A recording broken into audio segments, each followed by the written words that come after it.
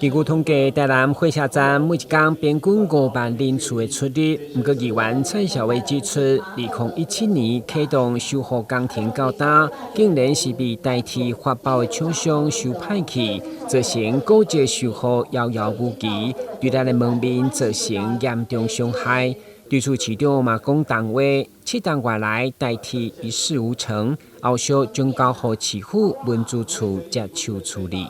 厂商把古迹修复坏掉了嘛，一直整体以来，整个延伸到今年2024年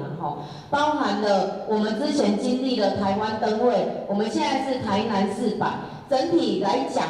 火车站可以说是全国第3大的火车站，每天的人次将近5万人次你这人来，咱的火车站就是对台人的第一印象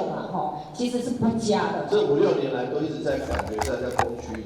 所以明年接着不管是全中运或者是设计展，要在台南再继续来做只会有更多的人来到台南。就是这5、6年来台铁一事无成，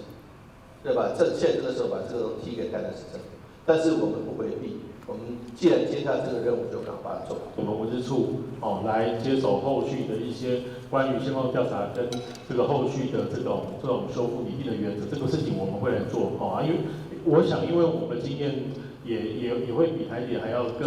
一些啦，所以就我知道的程序啦，10月中应该就要公告了啦。10月中，一般除了烦恼火车站修复工程遥遥无期，要求和高级的门面，连同战前圆环广场的设计同步改造以外，嘛针对体育署明年8月新建运动部，所以强烈建议市府争取运动部来台南设立，以活化台南运动产业的发展。台南新闻，阮籍张硕维采访报道。